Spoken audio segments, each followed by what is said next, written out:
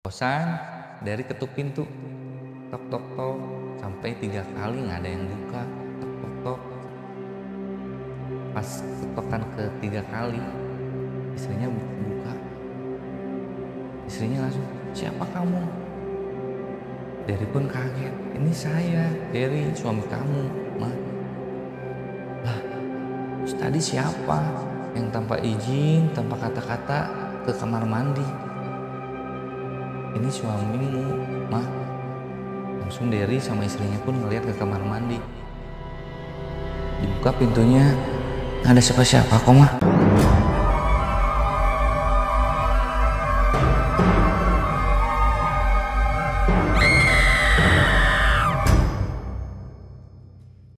Assalamualaikum warahmatullahi wabarakatuh. Bertemu lagi dengan saya Sani Ramdhani di acara kami The Myth Official.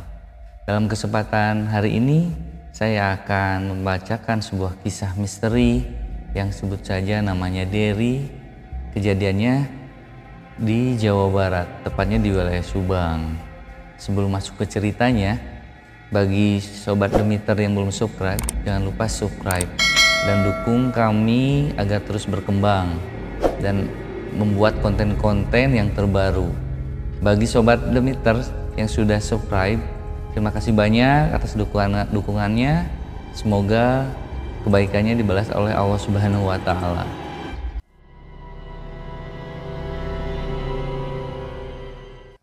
Kita masuk dalam ceritanya. Sebut saja Derry. Derry pada saat itu sudah melepas masa lajangnya dan menikahi seorang istri yang sebut saja namanya Vera.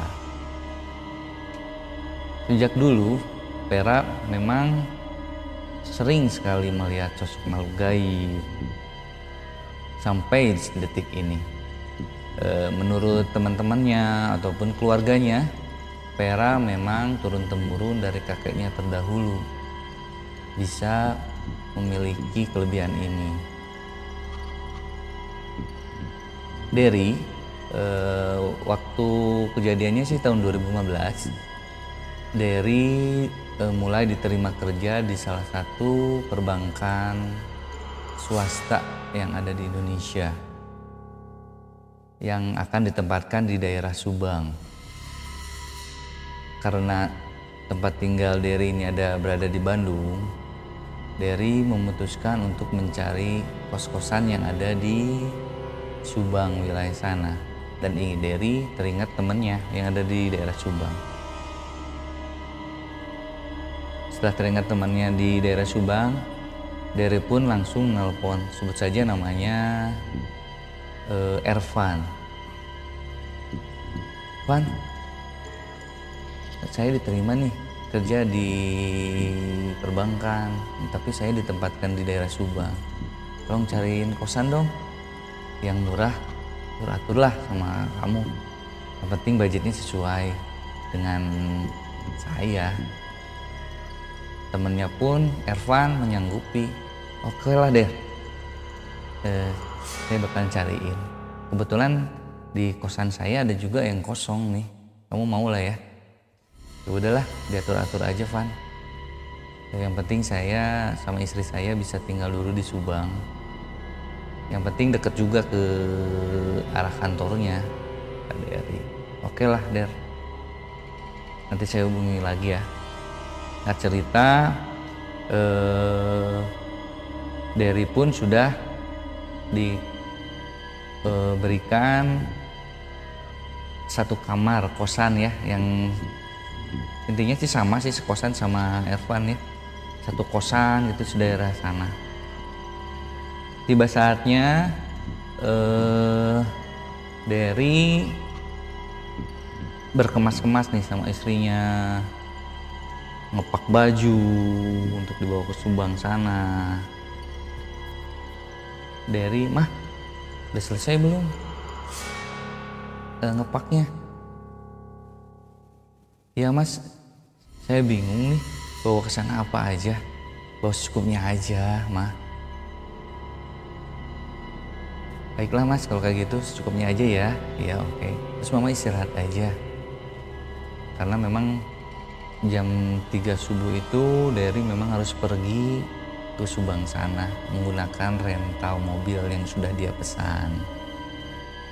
Singkat cerita, waktu sudah menunjukkan jam 3 pagi.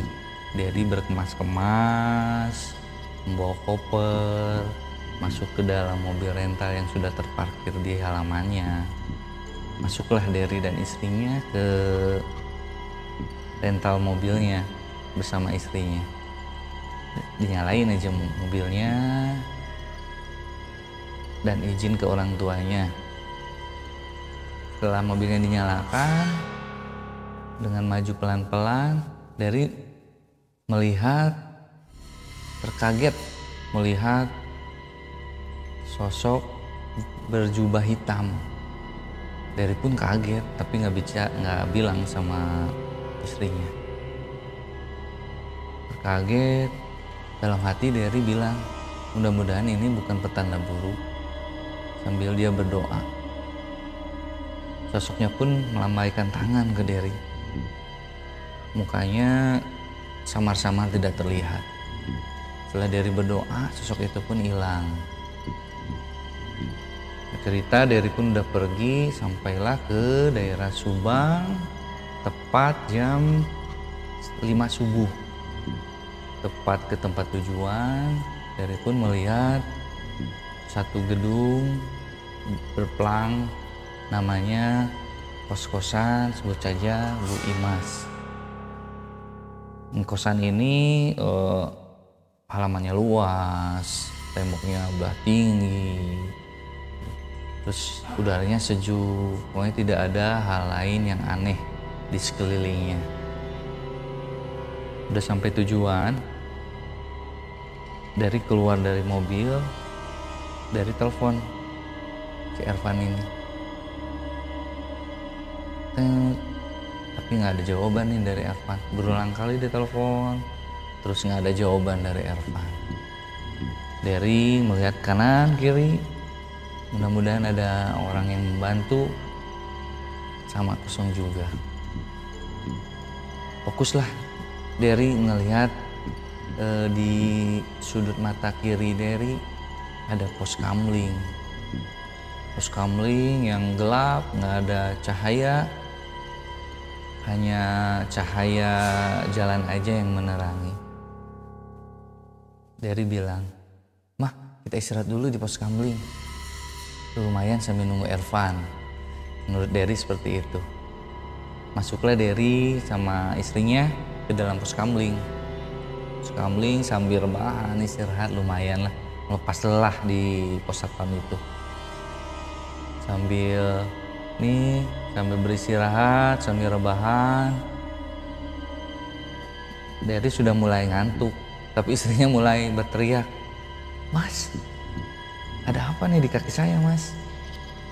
Derry seketika ngambil HP yang ada di saku celananya, sambil menerangkan senternya ke arah kakinya. Wah, ternyata ada kelabang, mah. Udah, kelabangnya diusir sama Derry. Udah diusir, Derry pun langsung senter posnya yang gelap. Nyorot ke atas, aduh, tersentaklah Derry. Waduh, ternyata banyak kelabang yang mau turun menghampiri Derry dan istrinya. Derry dan istrinya pun terkaget, terlontar-lontar lari ke luar pos itu. Lari ke luar pos sambil ngos-ngosan, "Astagfirullahaladzim, kelabang banyak sekali ya, Mah." "Iya, mudah-mudahan ya, Mak. Pak, ini bukan pertanda buruk ya, Mas." "Iya, Mah, mudah-mudahan." Udah hilangin aja perasaan itu. Singkat cerita, udah jam 6 pagi, Ervan baru telepon. "Der, lu di mana posisi?" "Ini saya di depan gerbang kosan Bu Imas nih, Van. Kamu di mana?" "Ya udah, tunggu di sana." Akhirnya di balik gerbang itu Ervan datang menghampiri si Derry. "Der, sorry, semalam saya ketiduran, jadi nggak kedengeran nih. suara telepon dari kamu. Nah, Derry cuma senyum, ya mau gimana lagi ya. Derry mungkin udah dibantu juga dicariin kosan, masa mau marah-marah. Udahlah, biarin hirauin aja. Masuk saja Derry sama Ervan dan istrinya ke gerbang kosan itu sambil jalan, sambil bercerita. Van, kamu lama banget tadi, kata Derry ke Ervan. Ya sorry Der, karena saya ketiduran. Iya tadi sambil nunggu kamu sambil saya istirahat di pos kamling sebelah sana. Aduh, horor banget Van, banyak kelabang. Ah serius, pos kamling mana Der? Di sini tuh nggak ada pos kamling. Itu tuh udah nggak berfungsi selama 2 tahun yang lalu. Derry pun kaget. Beneran Van? Tadi saya istirahat di pos kamling di sebelah sana. Ya sudahlah, mungkin itu halu ya, mungkin kelelahan dari perjalanan ke Subang, anggapan Ervan. Sampai di tempat pintu kosannya, Ervan pun ngasih kuncinya. Nih Der, ini kamar kamu di sini nih. Serius lu Van? Ini kamarnya paling pojok, di depannya gudang kosong, gak banyak perobotan kayak gitu. Pada penuh semua Der.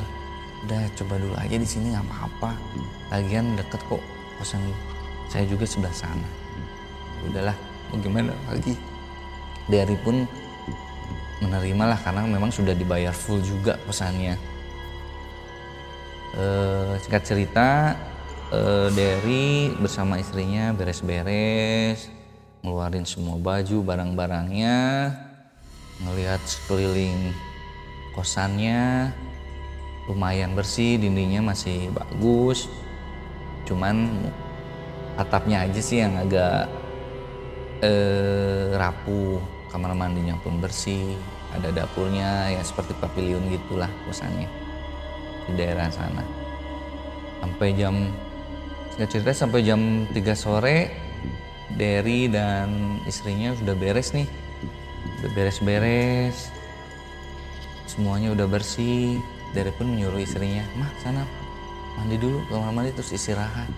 Sambil Derry pun membawa lampu, memasang lampu di depan kosannya karena memang ada lampu, masang lampu aja. Pada saat Derry menuju ke depan pintunya, Derry terkaget, istrinya berteriak, mas. Derry pun menghampiri istrinya ke kamar mandi. Kenapa mah? Derry pun ngeliat istrinya yang sudah duduk gitu, ngeliat digigit kelabang, udah merah juga. Derry pun bawa kayu langsung mukul kelabangnya, pak, sampai memastikan kelabangnya itu mati. Sambil nangis-nangis nih istrinya, udah mah, kelabangnya udah mati, udah nggak ada apa-apa. Sekarang mama istirahat aja, tidur di kasur. Udah pergi ke kasur, beristirahat.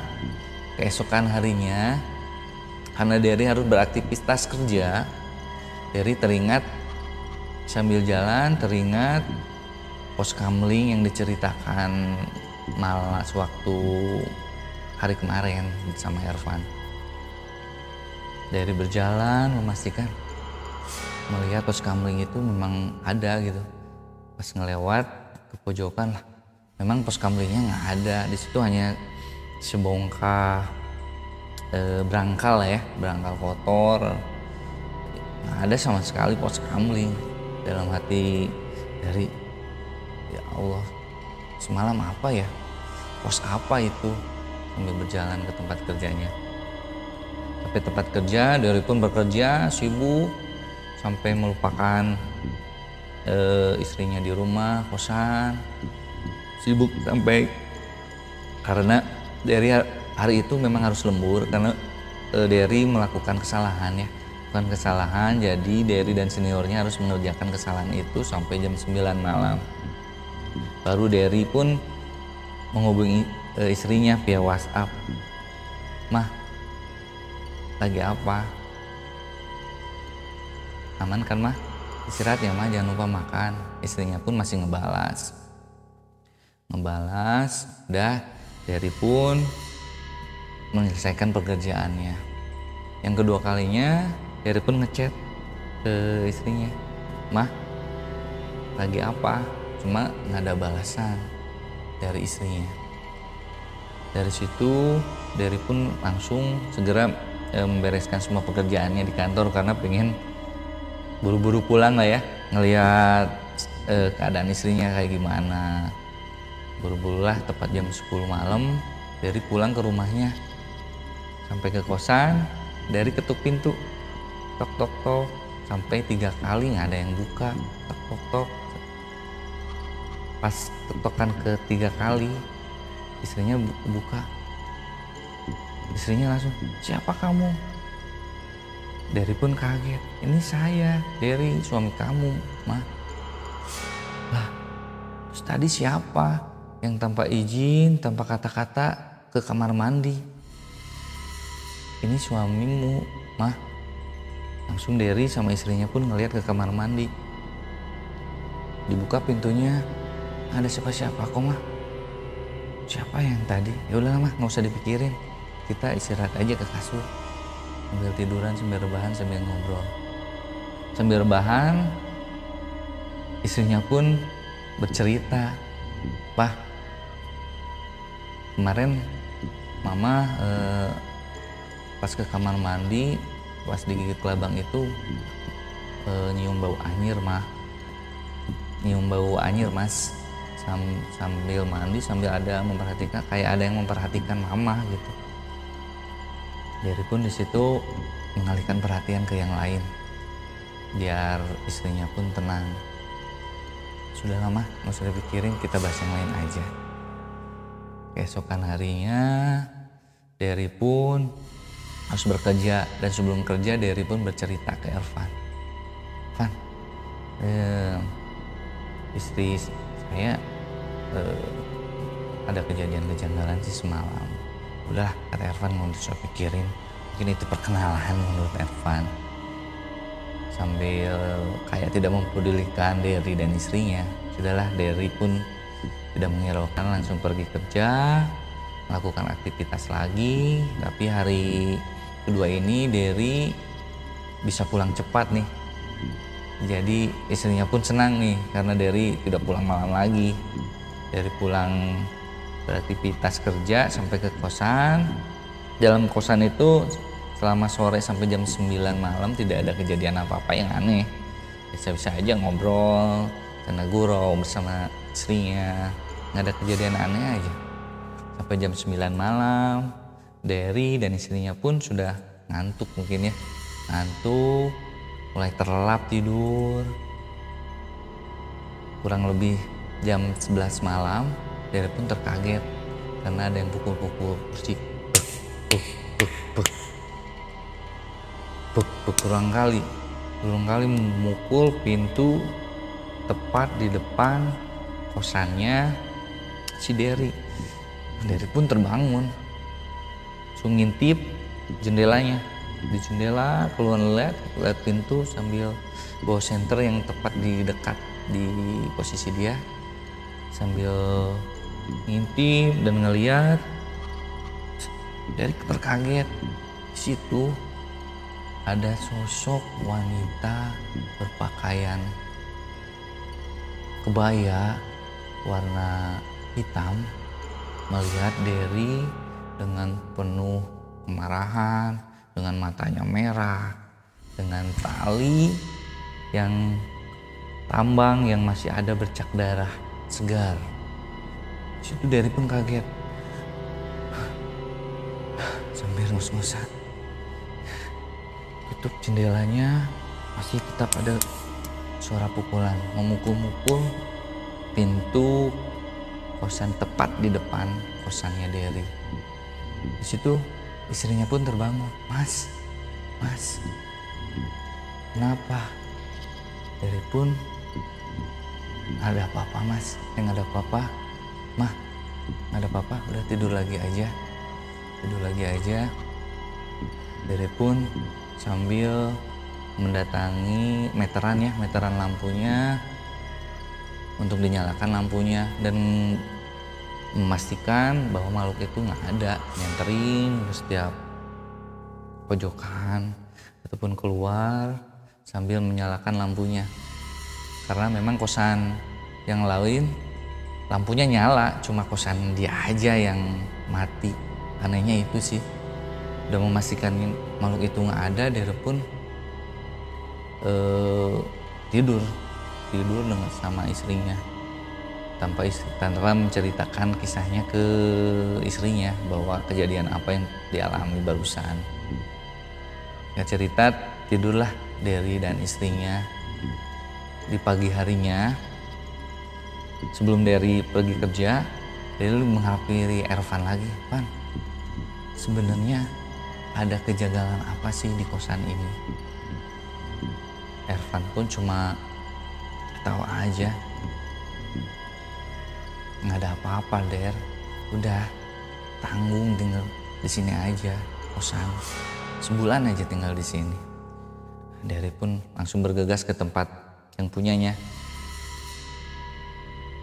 Datang ke tempat yang punyanya, nanya ke pemilik kosannya, sebenarnya ada kejadian apa dulu di tempat ini.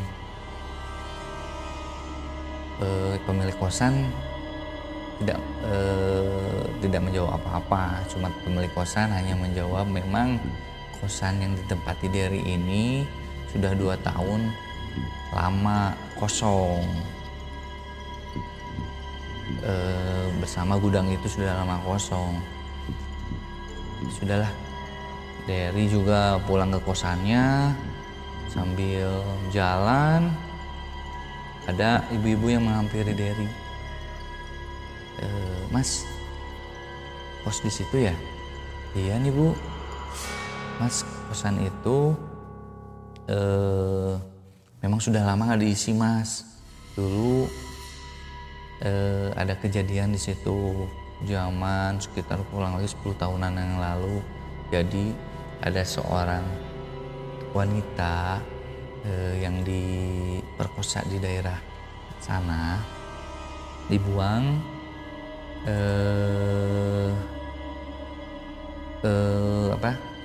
dibuang pada saat pingsan ke daerah rumah itu. Nah, si wanita ini pun karena menanggung malu, dia menggantungkan dirinya tepat di kamar mandinya. Makanya di situ saya sering dengar suara-suara aneh Mas. Derry pun kaget dengan suara ibu-ibu itu. Derry pun langsung kembali mendatangi pemilik kosannya dan langsung segera mengakhiri dan ingin pindah dari kosan itu. Derry pun langsung pergi dari kosan itu tanpa menghiraukan si Ervan ini. Mungkin ceritanya sampai di situ saja. Kalau ada salah-salah kata mohon maaf. Jangan lupa dukung channel kami Demit Official biar kami lebih bersemangat dalam membuat konten-konten terbaru. Assalamualaikum warahmatullahi wabarakatuh.